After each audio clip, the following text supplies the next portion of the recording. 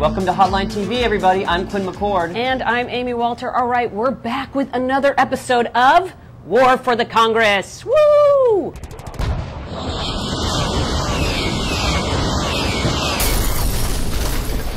All right, so tomorrow we have another primary. Yes, here to talk about the races that we aren't sick of, which are Senate primaries that aren't getting enough attention. Our favorite Senate editor extraordinaire, Quinn McCord. Great to be here, Amy. If you thought age was going to be an issue in the presidential race, you really need to check out this Rob Andrews ad that he's running against Senator Frank Lautenberg in the New Jersey Democratic primary. 1982, one of the low points in New Jersey political history. Frank Lautenberg bases his campaign against Millicent Fenwick on her age. She's 72. Using not-so-veiled language, Lautenberg actually says it's okay for a man to make fun of a woman's age. Now, Lautenberg will be 91 at the end of his term. 91. Newspapers have said it's time for a change. It's hard when your own words come back to haunt you, isn't it, Mr. Lautenberg?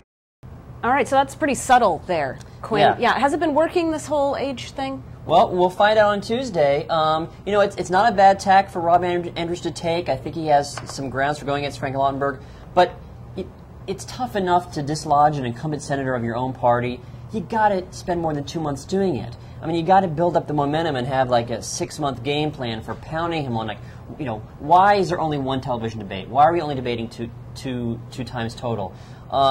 And New Jersey, it's expensive enough, even if you are running a year in advance. Right. Well, don't you think, though, that this charge might have worked against Lautenberg if it weren't Rob Andrews who was running against him, right? Sure. So that ideologically, Andrews has some real problems, especially with the Iraq vote. And Lautenberg's done, I think, a good job in making him look as if he was one of the architects of the Iraq War. That's true. And he's a longtime congressional incumbent. What if it were a real new kid on the block as opposed to a member of Congress? I totally agree. You know, sometimes these old incumbents are caught asleep at the wheel. Right. Frank Lautenberg doesn't seem too surprised with this. He's come back with a really strong campaign, has really tarred Andrews as basically, you know, in there in the room with Don Rumsfeld and Dick Cheney planning the Iraq War. And, you know, so Lautenberg's still pretty heavily favored. Yeah, I think he wins this one. All right, moving on.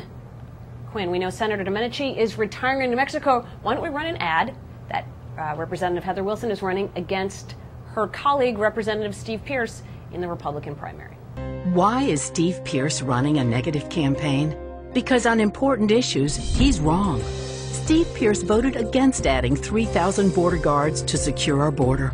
And when Democrats tried to cut funding for the troops and require early withdrawal, Steve Pearce didn't vote.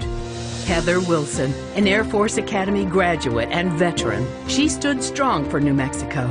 Heather Wilson, the common sense conservative for Senate. I'm Heather Wilson, and I approve this message. So what's going to happen in New Mexico? It's tight. I mean, we just saw the poll today that shows Steve Pearce is running ahead. And, you know, obviously in a Republican primary, being the conservative is the place to be. That's the whole thing. But Senator Domenici's endorsement, it's really late. But he still has some cachet. I think even amongst, you know, conservative Republicans, he's well liked. And Pearce is not polling over 50%. There is an undecided block that I think Wilson can latch on to.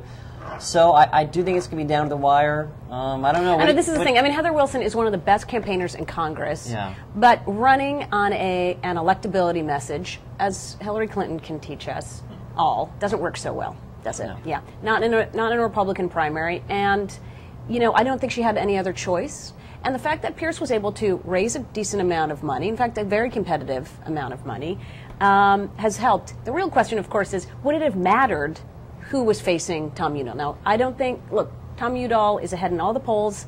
It's a Democratic year. He hasn't had a real race in a long time. No. And so Pearce, Udall, two candidates who have yet to have significant general election competition in a long time. Heather Wilson has, but it's not enough to convince your base. It's also true that, you know, the electability argument would be stronger if Wilson was polling against Udall better. A lot better than Pearce. Potentially. And they're basically polling the same against Udall. Right. So, I mean, it's a potential electability argument, but one that really hasn't shown up yet. So sounds very familiar, doesn't it? Yes. All right. Well, Quinn, we could talk Senate races all day long, but our time has run out. But we'll see you soon again to talk more Senate races on Hotline TV.